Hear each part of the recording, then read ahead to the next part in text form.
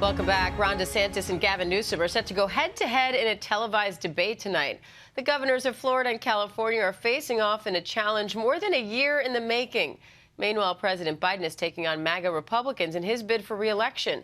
ABC News Deputy Political Director Averi Harper and ABC News contributing political correspondent Rachael Bade are here with more. Averi, let's start with this debate happening today. This started with a challenge. It felt hypothetical for a while, and now it's really happening. Walk us through this. Right. Governor Newsom had been challenging Governor DeSantis to this for a long time, and it's finally happening tonight. It's important to note that this was initially planned when Governor DeSantis was in a stronger position in this race. He is arguably faded somewhat at this point. And for DeSantis, I think this is a real opportunity. His campaign is looking at this as an opportunity to remind conservative voters of the leadership of the governor in Florida that made him popular in the first place, right? This is a chance for him to face off directly with one of the most outspoken Democratic governors in the country and try and generate some interest in his campaign as we see candidates like Nikki Haley gaining some momentum. But that's all, of course, if he performs well tonight. It could all backfire on him if he performs poorly. For Governor Newsom, it's an opportunity for him to serve as a surrogate for President Biden and also lay out a vision for Democratic leadership as we enter this election year. Rachael, we're just weeks away now from the Iowa caucuses, so the stakes are pretty high here for DeSantis. What are you watching for in tonight's debate?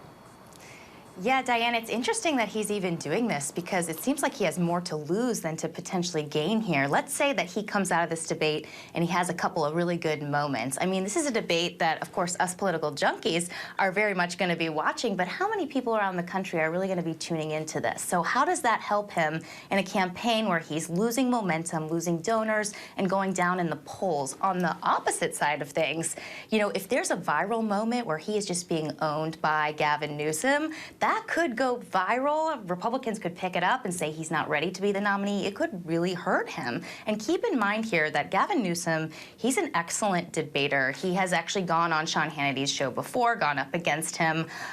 He is, you know, quick on his feet.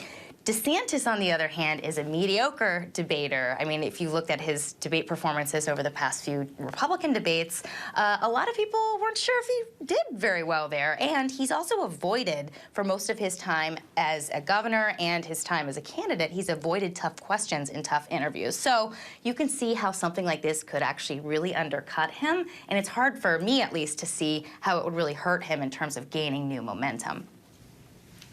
Now, Averi, President Biden is also taking on MAGA Republicans, going on the attack against Republican Lauren Boebert in her Colorado district yesterday. How significant is that as he runs for re-election? Right. I think the major strategy of the Biden campaign is to paint Republicans as MAGA, as extreme. And so in her district last night, he was able to speak about the fact that Boebert was voting against parts of his economic agenda that would provide jobs for people within her district. And so I think that's something that we're going to continue to see President Biden do as he tries to tout parts of his economic agenda, especially as we know that there is a real negative perception about the state of the economy out there as Republicans continue to hammer the Biden administration on the economy. He's going to try and point out things like job growth as a part of his campaign. Rachael, Republican presidential candidate Nikki Haley got a big endorsement from the Koch network in her bid for the White House. Will that backing, we're talking billionaires here, help her to push past frontrunner Donald Trump? I mean, it's to be determined yet at this point. I mean, it certainly is going to boost her. I mean, Americans for Prosperity, it is a powerful group. It's got deep pockets. I think last we looked at FEC reports, they had $70 million cash on hand. That's money that they can put behind Nikki Haley. They're also well-connected. They're really organized in terms of grassroots. That will be helpful in terms of turning people out for primaries. But is that going to be enough to help her overcome Donald Trump? That still seems like a long shot. In the thing that Nikki Haley needs, actually, more than, just money and support right now, she needs a narrower field if she's really going to be the alternative to Donald Trump. She needs people like Ron DeSantis and Chris Christie to drop out and to take their voters to try to help her get closer to Trump's numbers. So, the former president is still up by something like 25 to 30 points in a lot of these early states where Nikki Haley is doing very well. But, crazier things have happened in politics, and we'll just have to see, Diane. All right, Deputy Political Director Averi Harper and contributing political correspondent Rachael Bade, thank you both.